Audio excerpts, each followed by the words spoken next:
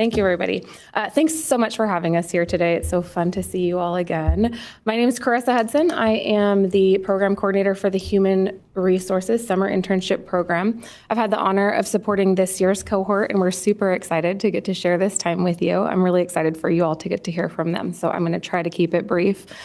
We hope by the end of your time that you'll see the invaluable opportunity that this program really gives to its participants. The Pierce County Summer Internship Program started 10 years ago, 2016, through the support of the County Council with just a couple of interns. So this is exciting for our team because, as you can see, it's grown in both size and scope. This year, we have 9 incredible interns across 7 different departments. And I'd like to shout out the fact that we have a couple new departments. And for our team, that is really exciting when the applications come through and we see a department who's never participated before. So that's just another win for us in this year's cohort. As a testament to the work that interns do, and really to Pierce County as an employer, every year we have interns who are asked to stay on beyond the program. And for us, that's really exciting because we're playing the long game here, right? So what we're looking for is to expose folks to public service and to build a future pipeline for employment. And so we're really excited because we have already had, correct me if I'm wrong, guys, but I think 4 interns of this year's cohort, so almost half, been asked to stay on beyond the end of the program. So that's very exciting, and I think the largest bunch we've had so far. So just another little nod to how incredible the work they do is. Also, the program continues to grow in popularity. So I have had so many folks reach out from peer jurisdictions, and either not just peer jurisdictions in Washington, but multiple other states to spend time with me, usually virtually, to talk through our program, kind of its inception, how it's grown, how we fund it, what we do. And so that's been really, really exciting to get to share. And for me, a real pride point in my career that we get to have people look to Pierce County, continue to look to Pierce County in just this one little way of something that they can do to engage, the new people coming into the workforce in public service. So that's very exciting. Our program is really valuable in many ways, and you'll get to hear about that directly from each and every intern. So we're excited to share this time again. Throughout the summer, though, we have had the opportunity to tour Pierce County, right? We do a lot of work, 4,000 employees, KPN to the bottom of Mount Rainier. We've got a large and diverse county. And so part of our goal is to expose our interns to the real depth and breadth of the work that we do. So they have, and you'll hear them speak to this a little bit, but they have gotten to go all over and meet people doing the work, boots on the ground, hear from the subject matter experts who guide the tours for us graciously. So it really is like, it takes a village kind of thing, right, to finish out the program. And so we just continue to be really excited about the support and partnership we have in our teams at the county as well. And ultimately, our goal is just to really, like I've touched on, help expose people coming into the career field to public service work. We feel like we've done a really good job of that and hope to continue to do a really good job of that. The other thing that we always count as a win is almost every year we have an intern say, "Ooh, I don't think I want to do this for the rest of my life." And that's really great information. We'd rather have them figure that out in a 12-week program than later on. And so we count that as a win too. As long as their experience was good and valuable, it's okay. That's really, really good data to have. So I don't know that any of you have made that determination this year. I don't know. It remains to be seen. Maybe they'll tell you as a part of their presentation. But anyway, that's always really good information. Ultimately, if they can leave with a more holistic view of local government, that is a win. And then their departments are left with real meaningful work. So over the past few months, this group of incredibly talented individuals have learned so much and have contributed a real meaningful work to the teams. And at this point, I'm really excited because I'm going to pass to Elizabeth, one of our 2026 interns, to kick off their portion. So thanks again for having us. Hello. Next slide, please.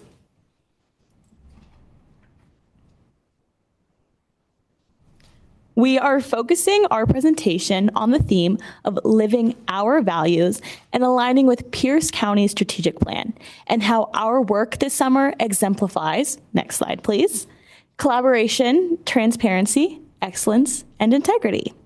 Next slide please. We'll be starting on collaboration. Next slide please. Hello, I am Elizabeth Yee, and this summer I worked under Parks and Recreation as a specialized recreation intern. Next slide, please. This summer, my job has been to design, plan, and execute 4 camps for specialized recreation, a department that has programs for individuals with intellectual disabilities. If you've ever interacted with a participant from this program, then you know how much fun and love there is to go around in this community. For this, I had the opportunity to partner and collaborate to help make these camps inclusive, educational, and fun. For Earth Explorers Adventure Camp, I collaborated with Ryan Measley, an environmental educator who is an expert at getting different ages to interact with nature. Together, we took participants through many nature walks, saw many different creatures, and learned how to appreciate the outdoors. Exploring the wild spaces at Meridian Habitat Park became a grounding experience that many participants deeply connected with. Next slide, please. We also partnered with Outdoors for All, a nonprofit specializing in adaptive outdoor recreation. Their support made it possible for participants to enjoy adaptive cycling and kayaking, using equipment tailored to a wide range of mobility needs. Outdoors for All brought a variety of bike styles, ensuring that every participant could find something to fit their comfort and physical ability. As part of the internship experience, all of us interns got to test out these bikes and interact with participants. When I say interact, I mean we were racing for our lives on these bikes. And speaking for everyone, we had so much fun, give us insight into what participants get to experience here at Pierce County. In the end, collaboration wasn't just a step in the process.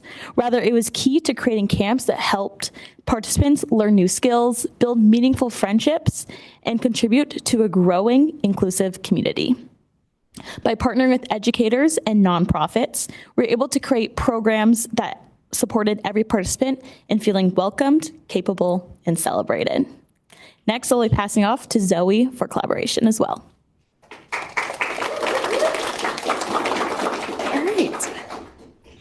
Hello, my name is Zoe Love, and I'm the Sustainable Transportation Marketing Intern for Ride Together Pierce in our Long Range Planning Department. Next slide, please. All right, I'm going to start out by posing a question for you all to just think about.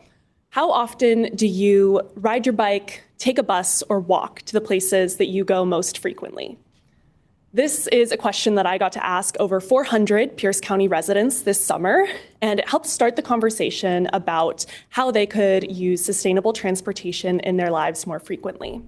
Based on their responses to this question, I got to provide resources like how to get an ORCA card, how to pick a safe bike route, how to carpool or vanpool to work, and how to join Ride Together Pierce's incentive programs. Now, this work is really important alongside with all of the other things that Ride Together Pierce does. It helps us meet state commute trip reduction requirements as well as priorities in the comprehensive plan. It also really helps our communities. It reduces congestion and pollution in our community, as well as helps residents save money and live a more active lifestyle. But this work cannot be done on our own. It really relies on a network of collaboration and partnerships. So next slide, please. There we go. This is a little map of all of the people that I worked with this summer to help get this work done. So I partnered with community organizations and spaces like PLU, South End Neighborhood Council, Tacoma Porch Fest, and Sprinker Recreation Center to get out in the community at events and talk to people face to face, like I just talked about on the last slide. I partnered with organizations like Tacoma on the Go, City of Tacoma, and Pierce Transit to produce marketing materials, to help with events, and to just get to share resources as well. And we're working with Second Cycle, a community bike shop, to produce a community family-friendly bike ride to help people get excited about biking and get more comfortable on their bikes. And I also supported employers by producing training materials and resources to help them get their employees all around the county to commute daily on more sustainable modes. All of this web of collaboration and partnerships really helps us get messaging further. It helps us build more robust programming and make resources more successful.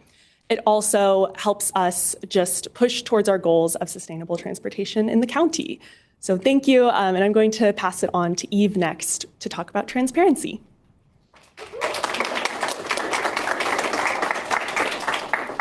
All right, hi folks. Our next value is transparency. My name is Eve Goddard, and this summer I was a community outreach intern in the Long Range Planning Division of PPW. Next slide, please. Now, I'd like you all to humor me for a moment. Close your eyes and imagine it's a gorgeous summer day. You have found yourself at a farmer's market. Birds are chirping. You can hear kids laughing as you take a stroll between the vendors. Then, out of the corner of your eye, you spot a big map of the Parkland Community Plan area. Someone comes up to you and asks if you want to learn more about accessory dwelling units. That person was me. This summer, I had the opportunity to have conversations like this with over 200 community members across Pierce County. At parks, libraries, and community spaces, I gave resources and explained the various projects that the Long Range Planning Division is currently working on. These conversations with folks of all ages, backgrounds, and political affiliations illustrated the value of transparency and showed me how transparency is the foundation of effective, equitable, and sustainable community outreach work. Transparency allows us as public servants to explain the work that we do in a clear and accessible manner. Transparency also allows us to describe to community members why we are soliciting their input. And it allows us to explain to what extent we're able to take their input and incorporate it into our final decisions, policies, and urban plans. Next slide, please. Beyond direct community outreach, I also had the opportunity to support the Long Range Planning Division's work with Vision Zero. I evaluated the Pierce County Vision Zero data dashboard and compared it to other municipalities to think about how we can make its data more transparent and accessible for community members, and how we can use the dashboard in a different way among county engineers, elected officials, and planners. I also saw the importance of transparency and collaboration when supporting the Office of County Engineer on an internal sign retroreflectivity program as part of our Vision Zero priorities. So all in all, whether it was talking directly with a resident or supporting county-wide objectives like Vision Zero, transparency was a real cornerstone of my time here this summer and what allows us to build trust among community members. And here to speak more on transparency and traffic safety, I'm going to hand it over to Jacob.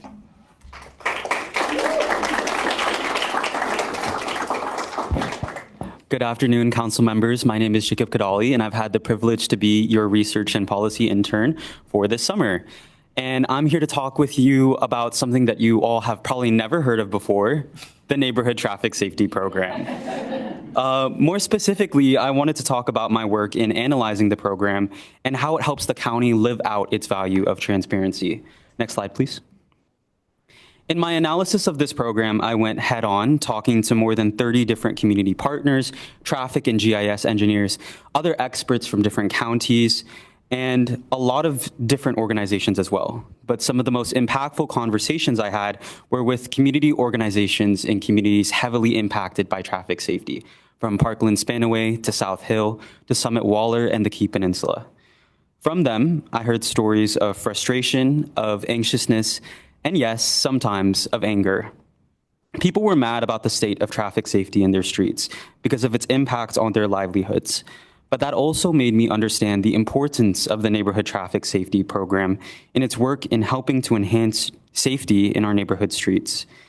It also taught me the valuable lesson of transparency as a county employee speaking to other community organizations.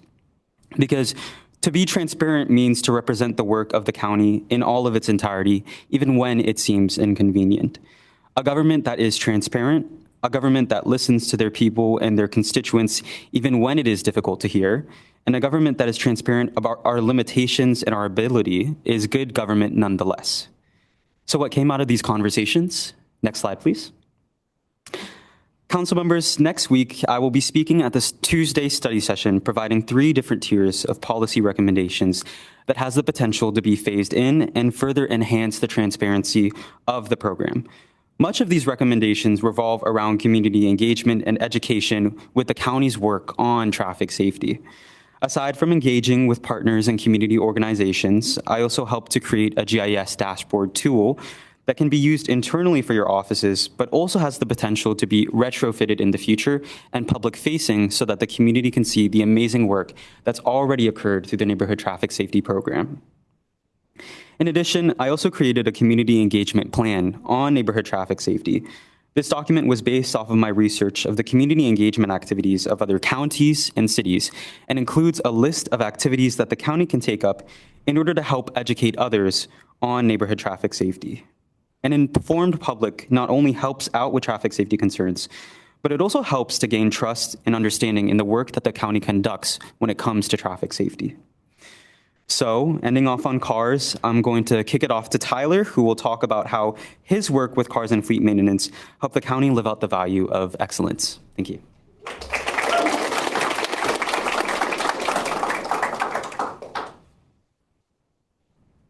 Next slide, please. Hello, council members. My name is Tyler Lawrence. And this summer, I worked with Pierce County Fleet Maintenance through the internship program. I just graduated high school, so this is a great opportunity for me to learn how the community operates behind the scenes. County, my fault. In fleet maintenance, we focus on keeping county vehicles safe and reliable. We handle things like oil changes, tire checks, brake inspections, basic fluid top-offs, installing equipment such as radios, antennas, sirens, light bars, fire extinguishers, and chains, along with completing general repairs like radiators, batteries, tires, and AC refills. Next slide, please. A big part of the internship was understanding how the impact fleet maintenance has across the whole county. We were toured places like South Sound 911, the Juvenile Court, Camp Lot of Fun, the wastewater treatment plant, the PCDC Resource Center, Camp Discovery, PCTV, the Family Justice Center, and the Purdy Transfer Station and Compost Facility. Seeing all those operations in person really showed me how every department depends on reliable vehicles to serve the community. Every facility we visited helped me see what the work fleet maintenance does matters.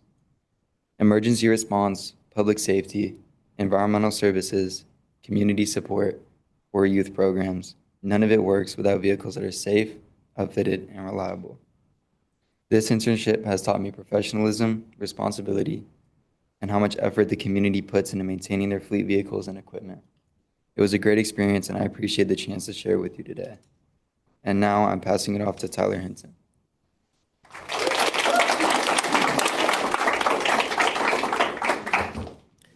Hello, council members. I'm excited. My name's Tyler Hinton, and I'm very excited to talk to you today about my work with the Facilities Management Department as an energy efficiency intern.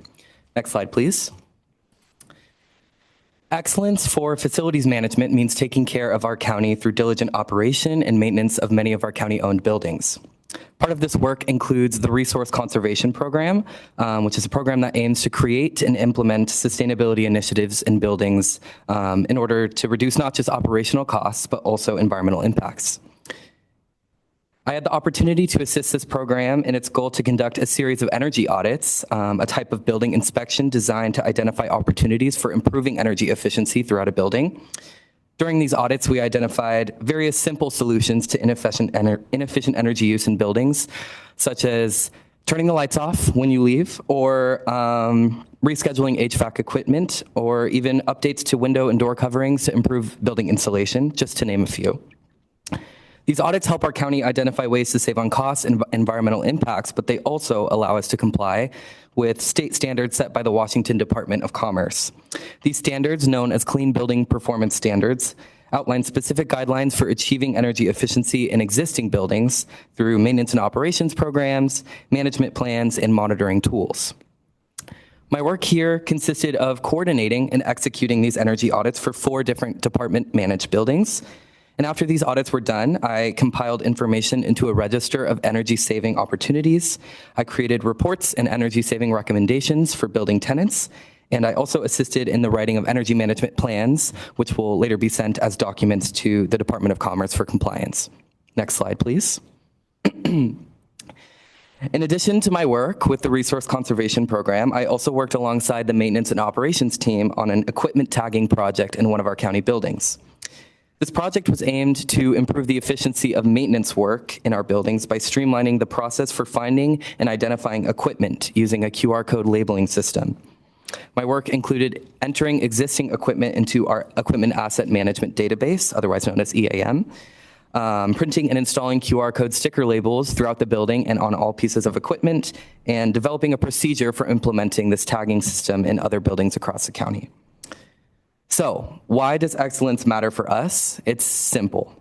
Supporting county employees by providing quality maintenance and management of our buildings, as well as providing long-term plans regarding sustainability and climate resilience, is a key goal of this department. I speak on behalf of our entire team when I say that facilities management is proud to demonstrate the value of excellence in our work. And now, continuing with the value of excellence, I would be happy to introduce Kiki.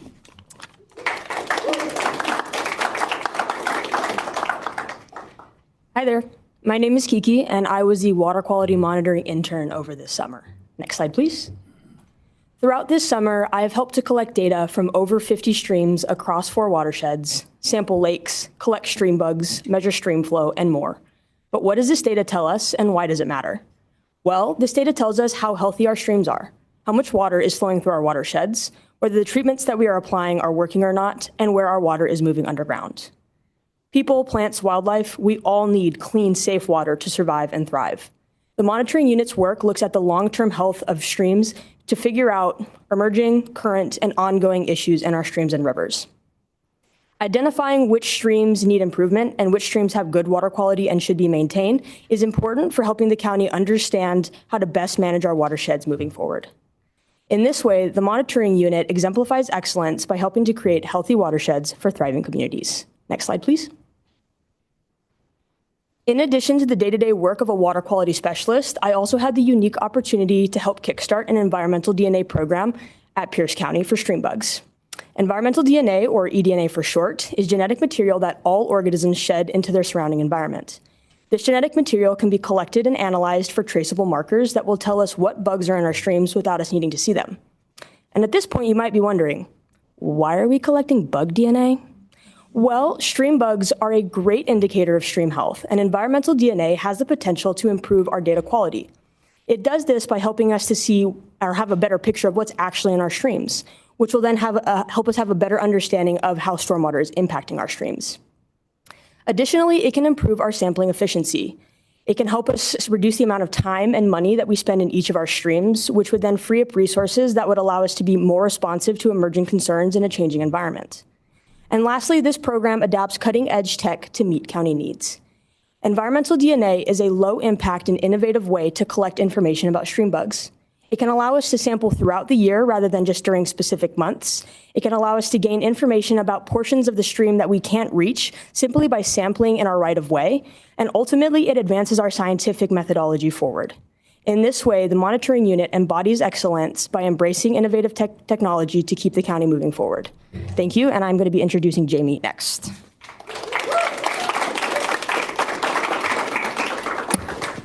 Hi all, I'm Jamie Nguyen, the communications intern who has been supporting human services this summer. During my internship, as I said, I supported human services, but also as a department as a whole. One of my main goals there was to create content that felt fresh and relatable. Next slide, please. Especially to attract audiences who don't usually engage with the county. And you can see some of the impact in these posts I helped develop. For example, the traffic box art reel did great, reaching more than 4.3 million views, getting over 6,000 likes and almost 2,000 shares. The day before the reel was posted, we received 57 submissions. After posting, submissions increased to 338, an 83% increase, demonstrating how creative communications can drive real results and why Pierce County should continue to develop in creatives. Working with the team, we also saw real growth on our platforms during my time here. We gained 2,623 followers, 6.5 million impressions, and nearly 90,000 in engagement. Compared to the previous reporting period, that's a 9.95% increase in followers, a 260.4% jump in impressions, and a 67.8% boost in engagement. Another big part of my role was connecting with the audience. We got a lot of positive feedback, and it showed in the way that the content was resonating the way we hoped. One person commented, "I love it, such a great way to connect with Gen Z," which pretty much confirmed the intent behind our content. Next slide, please. I also would love to share a bit about the Humans' work I supported during my internship. One of the big projects I worked on was creating a digital toolkit for human services.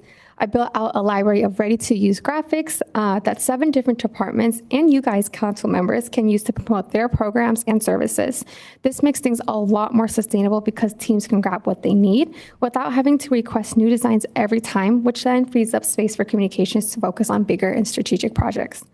I also helped develop the public homelessness education campaign. The goal here was to highlight the realities of homelessness, show how quickly someone's situation can change, and address common misconceptions and encourage people to see the individual behind the experience. In addition, I led all suicide prevention summit material, which you may have seen this morning, by creating and promoting 98 material, social media graphics, and content featuring Pierce County suicide statistics. These pieces were designed to raise awareness of available resources and encourage people to reach out for support when needed. All of these projects reflect the value of excellence, whether it was improving efficiency, educating the public, or promoting life-saving resources. I focused on creating work that was thoughtful, useful, and centered on community needs. In keeping human services in mind, it's really important to highlight the people who work directly with our residents. So with that, I'll pass it over to Kayla to share more.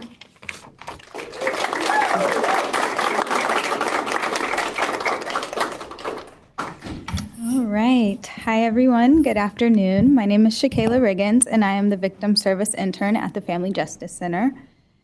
I have a question for you as well. What comes to mind when you hear the word integrity? For me, it's doing the right thing even when no one is actively watching. It shows up as honesty, respect, and accountability in daily life. And honestly, if you ask me, this is what working at the FJC has been all about.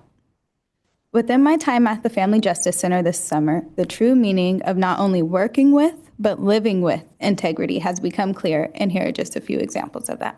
Next slide, please. I have started and maintained a few community-based projects with the support of my amazing director and supervisors. I have created a series of workshops focused on survivor and advocate well-being, vicarious trauma healing, and self-regulation.